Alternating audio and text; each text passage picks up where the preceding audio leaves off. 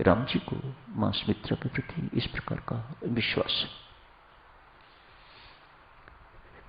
कहते हैं साधक जनों, राज्याभिषेक के अनेक वर्ष बाद मां सुमित्रा एक दिन प्रभु राम के पास गई अकेली। प्रभु राम जहां कहीं भी थे खड़े हो गए, चरणवंदना की। मातेश्वरी आप? हां, मैंने सुना है तुम दाता हो, मुझे तो आज तक कभी कुछ नहीं दिया। क्या प्रमाण है कि तुम दाता हो? प्रभु राम मां सुमित्रा से कहते हैं, भगवती, मैं सबके लिए दाता हो सकता हूं, लेकिन तेरे सामने तो भिखारी हूं। तुझसे सदा लिया ही लिया है। जो कुछ तूने पहले मुझे दिया हुआ है, मैं उसी का ऋण अभी तक नहीं चुका सका। मैं तेरे सामने अपना मुख या आंखें ऊंची करके नहीं देख सकता। तूने जन्मते ही अपने पुत्र अनंत लक्ष्मण को, लोग देते हैं तो सुशील देते हैं, छोटी छोटी चीजें देते हैं। लक्ष्मण जी महाराज का एक नाम है अनंत। तूने तो अनंत को मुझे सौंप दिया। मैं जन्म जन्मांतर तक तेरा ऋण कभी चुका नहीं सकूंगा। कुछ देने का मात्र मैं सोच ही नहीं सकता। सबको देने वाला हूं मैं। सब ऐसा मुझे मानते हैं, एक सुमित्रा को छोड़कर। ये भगवान श्री मां सुमित्रा को कह रहे हैं।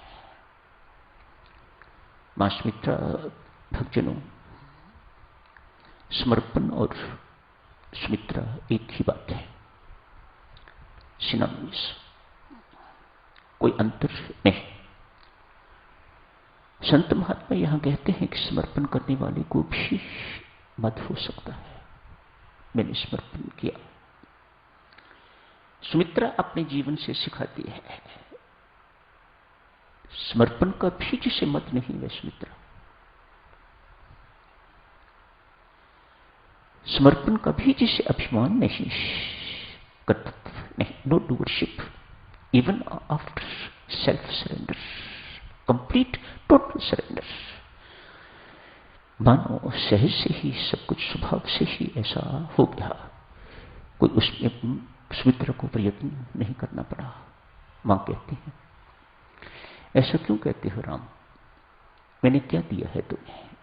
क्या था मेरे पास जो मैं तुम्हें देने का सोच सकती? क्या तुम भूल गए हो?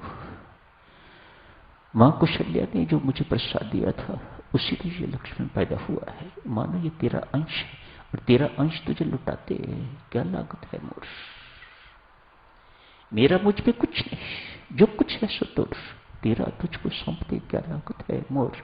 ये सुमित्रा की भावना है।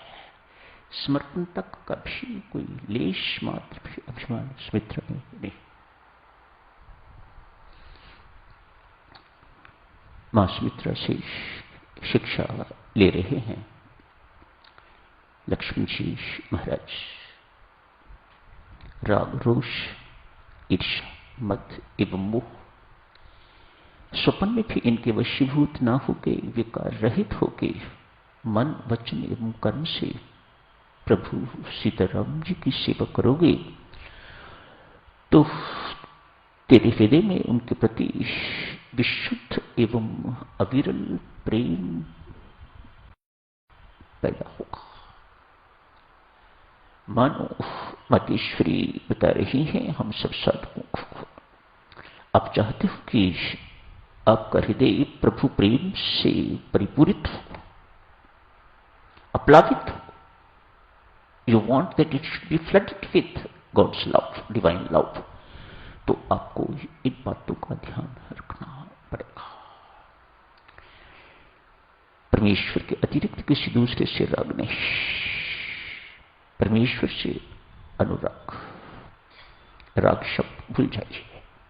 सो सीज मां सुमित्रा लक्ष्मण से कहती है, राग रहित, स्वप्न में भी इसके वशीभूत नहीं होना। तेरे लिए शब्द है अनुराग, और अनुराग राम से होता है, संसार से नहीं। संसार से राग होता है जिसे मैं छोड़ने के लिए कर रही हूं। रोष, कभी उन पर, मां सीता पर कोई, दोनों की कोई आज्ञा है इस प्रकार की आपको अच्छी नहीं लग रही, रुष्ट नहीं होना, क्रुद्ध नहीं होना। मां कैकेयी ने क्या किया है, उन पर भी क्रुद्ध नहीं होना। तेरा स्वभाव है क्रोध, छोड़ दे इसको। रोष, इसका भी त्याग कर। ईर्ष्या, सब कुछ पा गया भरत, मैं जंगल में हूं,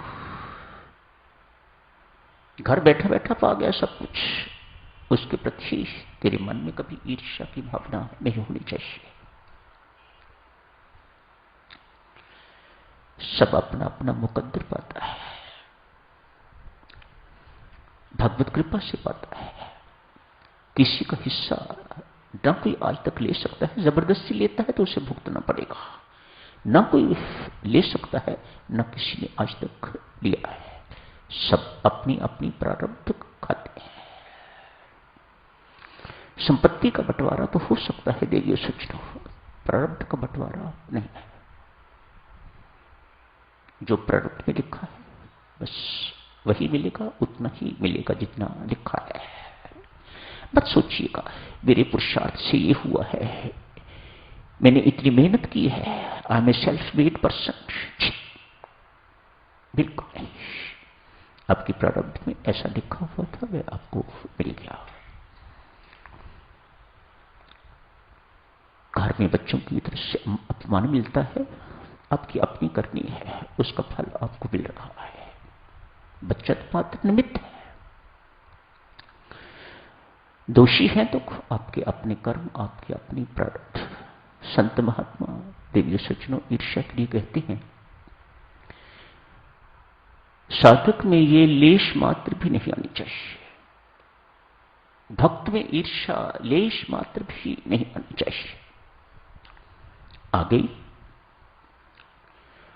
तो आपकी प्रगति वही, आध्यात्मिक प्रगति वही ठप कर देगी। Very powerful, perhaps more powerful than ego for a साधक। भक्त के लिए ईर्ष्या जितनी हानिकारक है इतना ईगो नहीं है। ईर्ष्या बहुत हानिकारक है, आपकी आध्यात्मिक उन्नति वहीं रोक देगी। संत महात्मा तो साधक मात्र इतना ही नहीं कहते, चलो जो रुक गई है वह चलेगी। यदि ईर्ष्या चली जाती है तो आध्यात्मिक उन्नति आगे होगी भी, प्रगति होगी भी। लेकिन संत महात्मा इतनी सी बात पर ही नहीं टिकते, वे कहते हैं ये ईर्ष्या ऐसी भयानक है कि आपकी पिछली की हुई कमाई को नष्ट कर देती है। यदि कंप्लीटली नहीं तो पार्शली ये आपकी की हुई कमाई को खा जाती है। इसके अंदर तो साधकों यही समाप्त करने की इजाजत दीजिएगा। कल जारी रखेंगे इस चर्चा को और आगे। धन्यवाद।